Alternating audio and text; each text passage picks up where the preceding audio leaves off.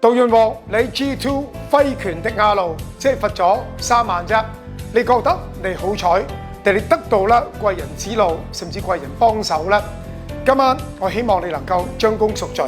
有球迷聽到呢度啦，可能話：喂，丁偉傑，我而家捧你 CBA 嘅視頻場啦，因為你撐宏遠啫喎，你咁樣講嘢㗎。我近幾年啦，去到季後賽啦，走出嚟解説撐宏遠啦，我見到太多呢啲污染啊！先講事實，我講山西嘅主場對廣東啦，咦？點解咁靜嘅？山西主場球迷唔係好勁嘅咩？點好似圖書館咁啦？哦，原來啦係專登壓低條聲，點解啊？裏邊嘅內容係不堪入耳嘅。好啦，先由佢哋嘅主持 MC 啦，都勸喂我哋文明啲。咁然後咧，賽會亦都講啦，山西你再係咁啦，重罰你㗎，但係不得要領，球迷繼續瘋狂。好啦，另外一個未必係事實啦，傳聞啦，琴日2場波外援球證冇派差，可能佢哋攰啦，但係冇派差嘅原因啦，聽聞話有外援球證同埋本土嘅球證啦，係傾完啦，睇完之後咧，哇！壓力好鬼大嘅，乜呢啲強度咁高嘅？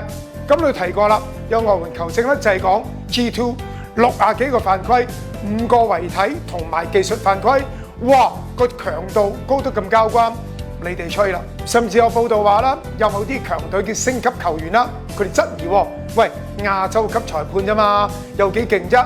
信佢哋不如信翻本土裁判，但係本土裁判面對嘅壓力，講真我都服下嚴君㗎。佢都幾大膽㗎，即係等於咧我哋足球嘅馬力一樣。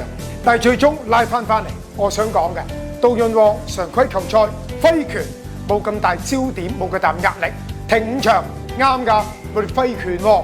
但係今次點解揮拳會罰3萬，賽都唔使停啦？表面睇廣東宏遠球迷，我一定要撐杜潤王。今日我再講多次。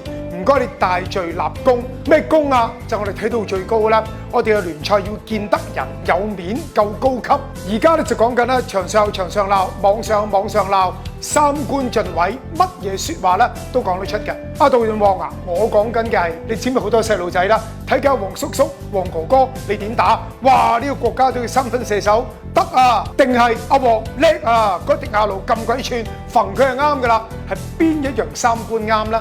所以我哋要國家籃球得，我哋嘅氛圍一定要得，觀眾亦都要識，媒體人亦都要咧正向嘅報導。所以今晚我會視為啦，廣東隊唔該你哋大序立功。我哋今晚可能遇到啦山西作客面對壓力啦，可能佢哋亂咗都唔定㗎。但係問題，哪怕佢哋亂，我哋唔好亂，我哋要一個目標啫，拒絕被橫掃。記唔記得啊？第一場輸42分，我覺得我哋有得打嘅。可能杜鋒咧都係流力嘅啫。第二場我哋一度落後30分，但最尾追到得9分。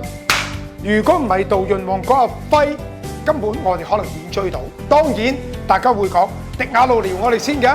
如果對手有啲咩唔啱，有啲冷臭招，由佢。我哋今晚咧係為啖氣，我哋呢啖氣唔係要小氣，亦要大氣，拒絕橫掃係我哋今晚唯一嘅目標。喺呢度揾我傑佬同你一齊啦，陪伴宏遠。